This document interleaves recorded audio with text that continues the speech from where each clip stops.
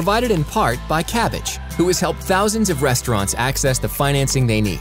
Apply online for a line of credit of up to $250,000. Learn more at cabbage.com/foodable. Hello, we're at Foodable I/O 2018 in Chicago, and we're excited to be joined with my guest today.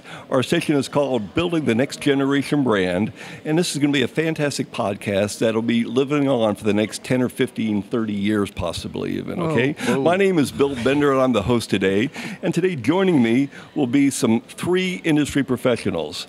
I'm going to start off with Jonathan Christensen, Vice President of Store Development of Freshii, Christian Sakowski, co-founder and chef of Honey Butter Chicken in Chicago, and Troy Deuce, the Chief Experience Officer at Cabbage out of Atlanta, Georgia. Everybody say hi, and just tell me a second about, what you do. Sure. So I'm the Vice President of Store Development, and that's everything design and construction related to our restaurant growth around the world. And you're growing pretty rapidly. Pretty rapidly would be a bit of an understatement, yeah. And, Christine, I had an opportunity Friday to dine in your restaurant. It was just a fantastic experience from the team experience and from the food that I had. So tell us a little bit about your background. Well, we're not expanding We have one store.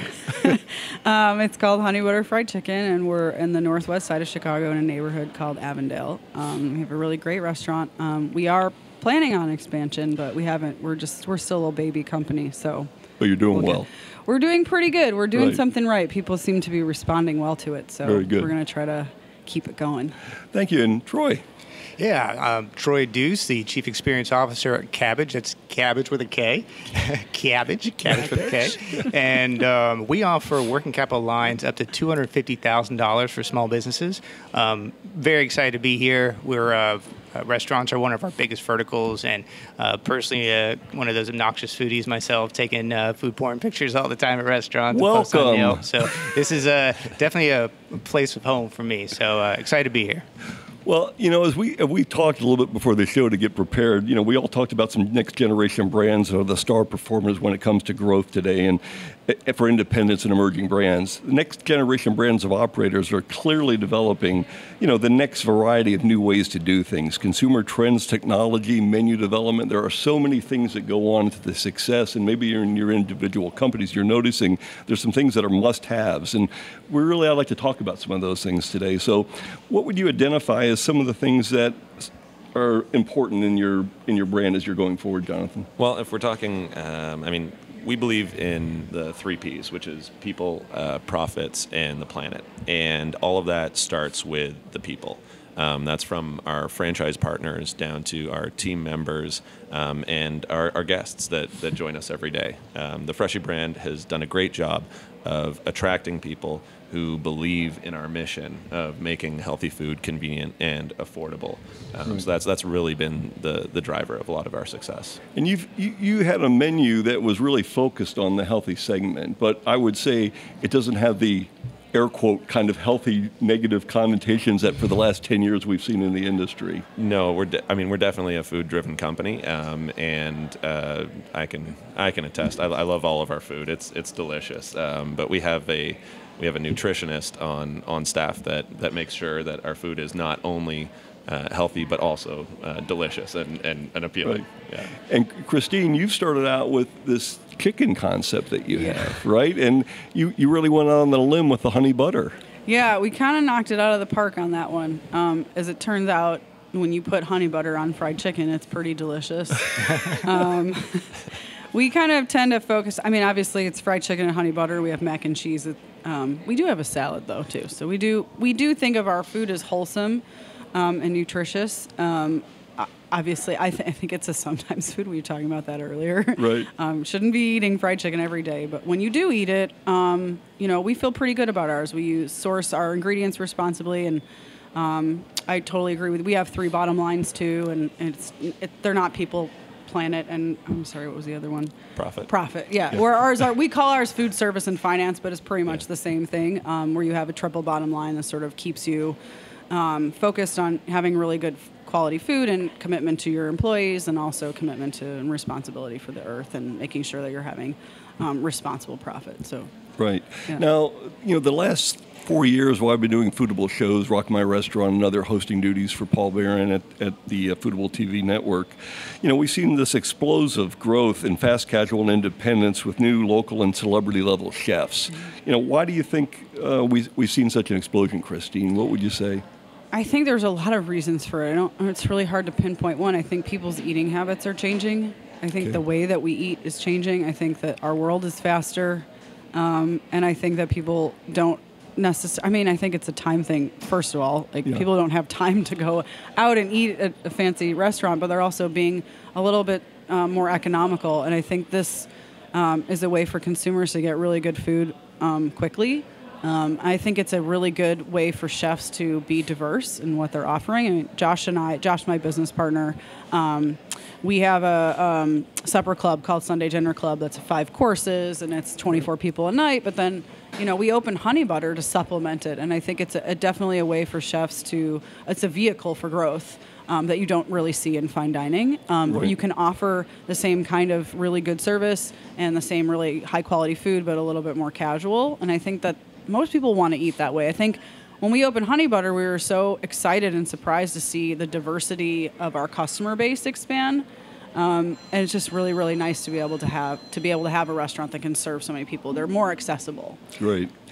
Troy, you're based in Atlanta, and that's really becoming a foodie town, as we were talking earlier about it. What are your feelings on it? Because you're working with a lot of different restaurant companies as they're going for their financial model getting built, right? Yeah, absolutely. I would say from the celebrity chef standpoint, I think, and even a lot of the fast casual, I think what's really appealing to a lot of the consumers who are going in there, especially myself. I follow a lot of the celebrity chefs in Atlanta, and I think these companies are doing an amazing job of creating this personality. It's not just a place you go eat. It's not a function that it's serving. It's like you're going into their home. So you're creating that conversation. That's something that we're trying to do at Cabbage, is not just be a functional tool that people are using to grow their business, but it's a personality that they identify with and they're loyal to, and they really appreciate that extra level of customer service. So I think talking with Jonathan from Freshii and Christine from Honey Butter, they do a fantastic job of really building that personality, that it's not just going in to eat that chicken or the healthy meal. It's, wow, I like them as a company. I like what they stand for. So I'm identifying with them personally, so I want to be part of that. What I would like to do is have enough paper towels and napkins when I go to Christina's restaurant at Honey Butter, because I was kind of slopping the chicken down on Friday night, and the honey butter was dripping over my shirt, but I didn't care. It tasted so good. It was like a reward for my travel to Chicago, and I said, I'm going to Honey Butter to pay myself back a little reward for that. So well, we compost those napkins that you use too, so that you can feel good about it. Squeeze it out. I felt good about that. Jonathan, what areas do you think matter the most in building the perfect next generation brand? People, guest experience, technology, capital. We could throw a few more things in there, but what do you think? I think it has to be the people. We're a people-driven company, and to touch on these guys' points that they've made, it's a lot of what makes a successful brand is the ability to create an emotional relationship with the guests, and that's something that's definitely built into everything that we do. When you have a clearly defined mission, like Freshii does, that's easily understood and really well communicated, that's something that gives our guests something to believe in as well. And you're strong in the Northeast market now, and your growth expansion is, what areas are you targeting right now to be able to attract those kind of people? Well, we're really all over the place. I have to be careful about forward-looking statements, right. But I can say that we're over 390 locations strong, and we're in over 15 countries around the world. Right. So the growth is worldwide. Right. And I think that gets back to what we were talking about with fast casual experiencing explosive growth right now. It's that people are on the go. They want food that is affordable and convenient and available where they are. And that's definitely something that we do with, obviously a focus on health.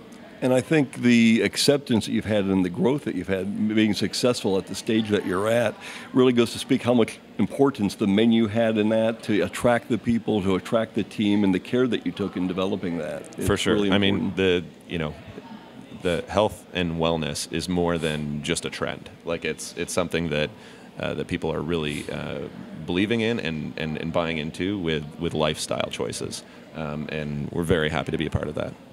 What are your thoughts on that, Christine? I think they're similar. I think that we focus on the same things with our customers, but particularly one of the things that we're trying to develop early on is having a really great workplace and treating our people right. Really well. We've seen, we've gotten a lot of criticism, I think, for being like, oh yeah, we pay our employees really good wages and we give them benefits, and it's like, well, how do you profit? And it's like, well, if you treat people well and you pay them well and you give them benefits and you take care of them and you give them a really safe, nurturing work environment, they actually do perform better.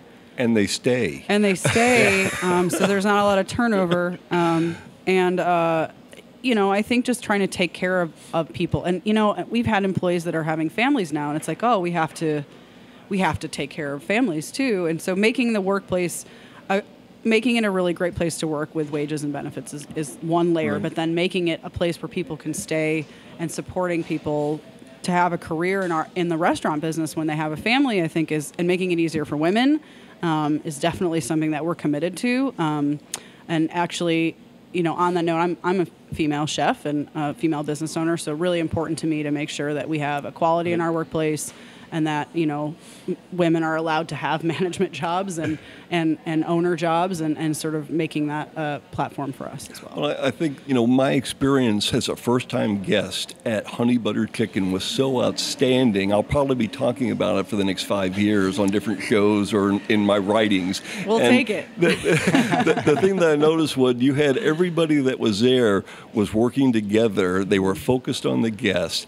They smiled, but I could also tell when I was sitting and looking around at that, they were enjoying themselves, working between themselves, the interactions that you don't see on camera all the time, but as employees were talking with each other or one-on-one with guests, they were genuine. Well, why do you think that action. is? I mean, people talk about, you guys have the best people that work for you, and it's like, yes, they're wonderful, wonderful people. They're just great in general. We're good at hiring. But it's the culture. It's the culture that you establish. That we've created, Right. and I think that they have a good job. So when you have a good job and you go to work and it's not a miserable experience, right. that you tend to be happier and you tend to want to take care of people more. And I think that that is part of it. It's just not just this ethical thing for us.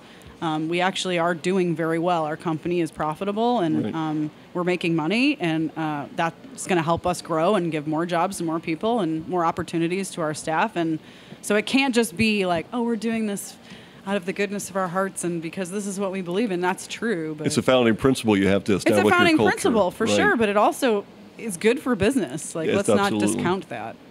And Troy, you've got a lot of fast growth going in your company, right? As a chief experience officer, you probably have some feelings about what it takes to look at brands be successful, or your own brand possibly, right? Yeah, well, we were thinking about what's the most important, if it's people, is it culture, is it capital.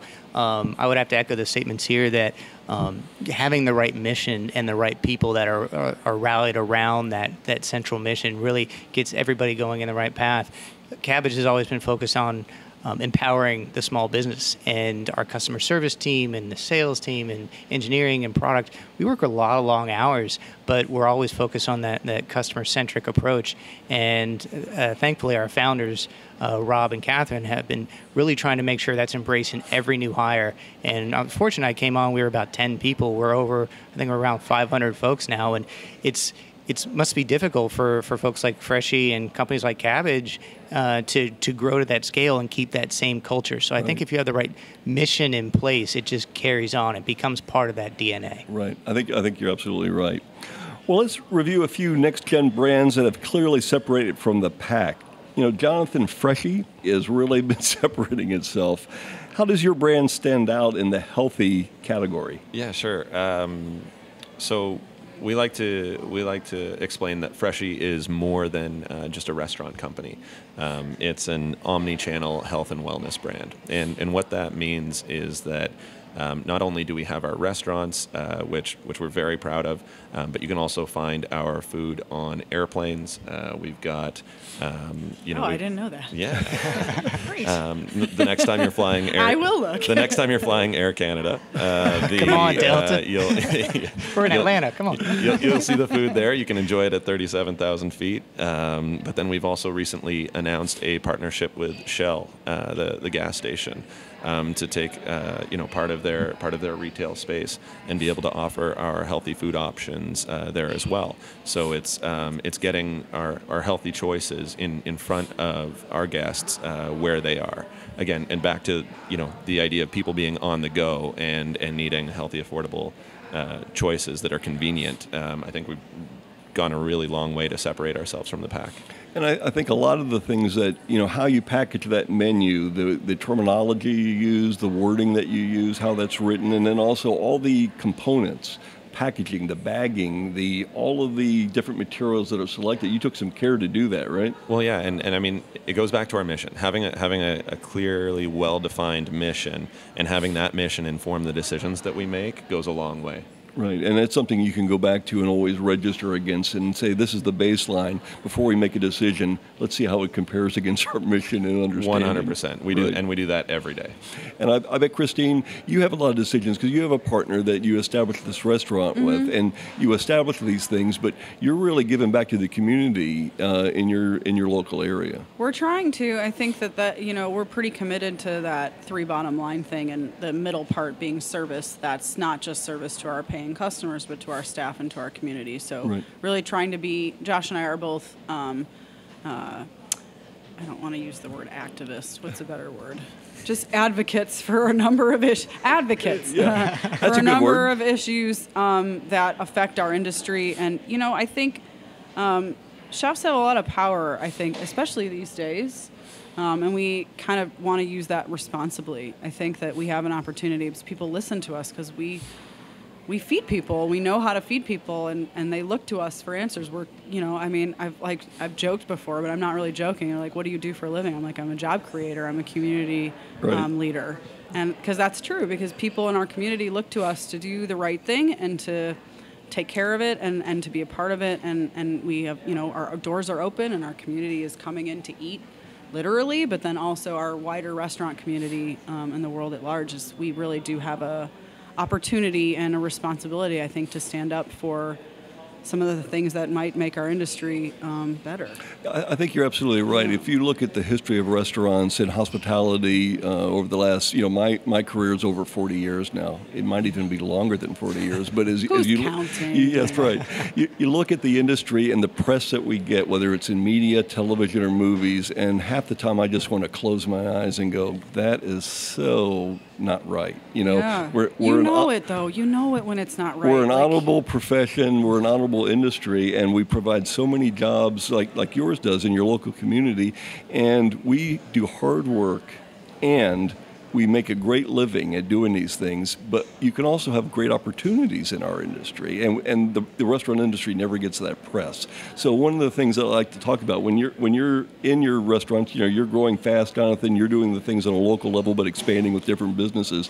It's very important that we keep people pumped up about what a career can be in our industry. I do a lot of work with Pro Start in California and the California Restaurant Foundation, and I'm a member of the board out there. I'm involved in the schools, and you look at the opportunities. These young people they want to go into our industry, but they hear a lot of negative things about the industry. Well, there are a lot of negative things. Yeah, we have a lot of negative things coming out. I think companies like the three of us, what we're trying to do is just be different and trying to, we talk about professionalizing our industry. Like the people I work with, the people that we work with, they're professionals. Right. They deserve good wages, and they deserve benefits, and they deserve paid time off, and they deserve to be treated well. And that includes not having no harassment in our industry and our our workplaces. And until we do that, we won't be able to professionalize our industry. So I think that's primarily our focus. And I'm assuming that you guys are in alignment on making sure that everybody's taken care of and that we create a professional work environment for our staff so they can give good service, and then our companies will be. And I'll tell you an example that I saw was I was able to sit at the back bar, and Ken, who Ken is the best. was absolutely phenomenal manager that was working the bar back there, and he interacted with me, and everything I saw him do for the hour that I was in your restaurant was sensational. He was helping guests, he was helping other team members, he was a leader, but he had a smile that I put on Facebook that is just killer. Ken was such a professional, and I was going, I'm glad this guy is in my industry. He's a great person to have as an icon there. Well, and I think he's like he's the benchmark for sure. I mean, he's a really wonderful employee and just a really, he's just a really good human being, I think, and that it shines through. Right, we've given him a platform for him to shine, and thank you for saying that, because we really are. I'm proud of you, Ken. Oh, Ken. Ken's the best. Like I see Ken, like our other manager, Joe, as well. And when you see them, like they're just so happy, and that just makes you happy. I knew that when I used to manage units or even multiple units, when you knew that a manager, an employee, a server, anybody was working, you just had a feeling of confidence when you went in saying, I don't have to worry about that position I don't today really because ever it's worry great. about it. We have great managers in our kitchen and great front of house manager. Sarah, and we have great chefs, and everybody just, I don't worry about it ever. Yeah, it's a really nice feeling when you actually see, well, we're a data company, we're a finance company, most of it's automated. However, that true touch point of hearing our customer service people talk, and we shadow the customer service people quite a bit on the user experience team. Pretty much all the executives go through and make sure we sit down and listen to the customers, and we go out and do customer interviews quite a bit. Right. But when you hear our customer service team, highly awarded, incredible staff, and they take it very personal. They really want to make sure that these small businesses are elevated. They're able to accomplish what they need to accomplish. And that's one of the things we're very, very happy about is, most of these small businesses are spending months trying to get lines of credit and going through all that pain of growing their business. And we give them the most precious thing back, which is time and comfort. Yeah. So there's a sense of pride that I'm sure everybody at this table feels about giving that back to their customers. Right. There's a number of next generation brands that are out there that have been growing. One of them is Shake Shack that a lot of people are familiar with. And you look at, over 100 units and expansion and all the challenges that creates for a next generation brand. I think, Jonathan, you're facing some of those things as you early expand, right? You're going at a fast rate right now. And we have a lot of respect for Shake Shack and what they've been able to do with their expansion efforts. I think the thing that really stands out for me about their brand is that they have an amazing following and like people are fanatics about the brand. That's one of the things I would say that Freshii shares with Shake Shack. When they go into a new area, there is this built-up excitement where people are really excited for Shake Shack to come to town, and I would argue that Freshii's in that same boat, and so that's definitely one of the things that we admire about them. Well, I think you're right, because the image that all these different next-gen brands make is immediate, just as you look at a website. And so before this, episode that we're doing at Foodable.io, the last week I've been preparing and looking at your all websites, as you know. And as I did that, it gives me a sense of what the brand is, what the image of the brand is, how a guest is going to perceive that, but also how the teams are perceived. And when you look at that next-gen brand, I really want to compliment all three of you, because I had a positive feeling when I went to your sites to do my research. And that's not easy to do today, because there's so many brands that are doing a poor job at it, that I think that the next gen brand is really going to be on the forefront from the digital standpoint, because most of the time that's going to be a first connecting point, even though a local community person might be taking you there. And Christine, like I went there, I saw 15 people in line Friday night in the rain waiting to get in outside the door. We're trying to make the line move fast. But it showed you the loyalty and the love that they had for that. So I think it's really exciting about how you put your websites together, your digital imprint, and how important that is for somebody that's starting in the industry or growing. Yeah, when I was having the opportunity to talk to this crew before we started, you try and think of what's that formula that makes some of these brands really stand out. And because there's a lot of places delivering good food and delivering good service, but what's that special sauce, pardon the pun? So honey butter. Honey butter. I would argue that it is honey butter. I would drink that right now. But it feels like it comes down to really focusing on those micro moments. Like, Right. How do you create an environment to where it's memorable when you leave, and you're personally attracted to going there more often because you have a sense of ownership and involvement with that company. So focus those companies, like Freshii and like Honey Butter, that really focus on those moments. Bill, you told me a story about how when you went in there, how you were walking up to the line, and they said, "All right, as soon as you order, I will show you to your seat, and I can." That walk was you Katie. through. That's that was right. Katie. Yeah, Right. it was Katie. that special attention Right. given to you when you're standing in line.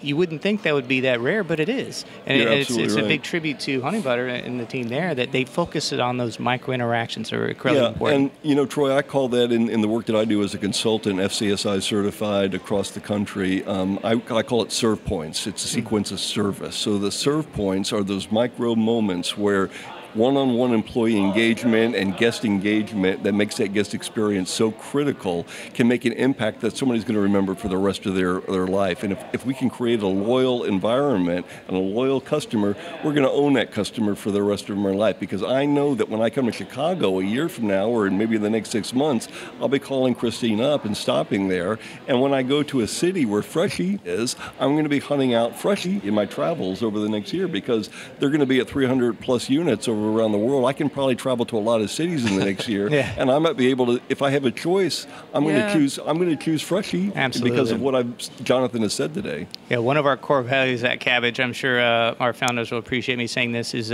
create holy shit moments. Which is exactly right. And it's kind of like that moment when somebody pays off a loan, or they get qualified for $150,000 or $250,000, and it only took them a few minutes. I mean, that's a pretty wow moment. And I think, really thinking about all those different touch points for the customer and figuring out how you can elevate those and make those Right. memorable is incredibly important. I agree with you. Let's talk about some next ideas and next steps for the next gen brand builders. What do you think brands must do to break from the competition today, Jonathan? You know what? I did speak about us being an omni-channel brand, and I think that definitely separates us from the competition. But in terms of sort of staying relevant and staying ahead, what we've been doing right now from a design and construction standpoint is we've been innovating by, instead of saying that we need to be a one-size-fits-all type of brand, we've been working on developing a kit of parts for our restaurant design. So we've been looking at collecting different floor tiles, different wall coverings, different lighting packages that work across different areas.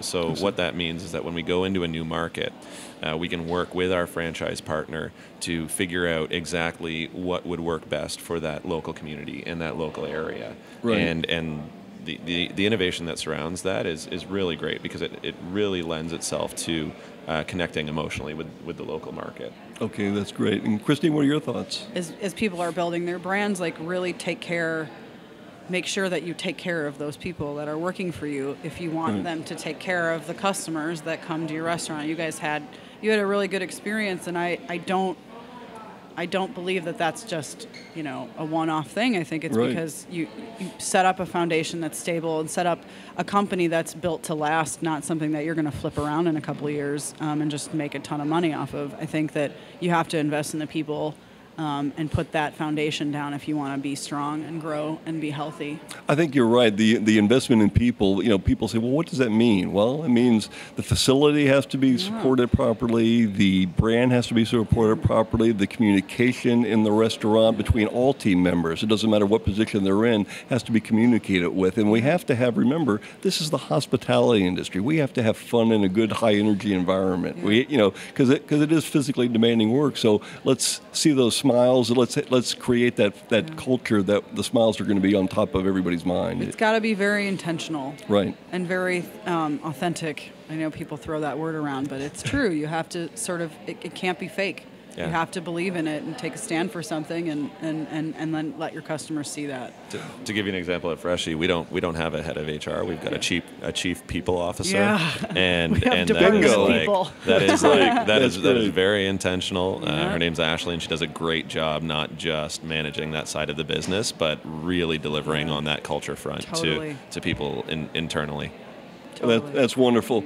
Well, look, thank you so much for joining us at Foodable I.O., and it's been a fascinating conversation, and we're going to be seeing you all in the near future, and we have another panel this afternoon, so thank you very much. Thank you. Thank Thank you. you. All right.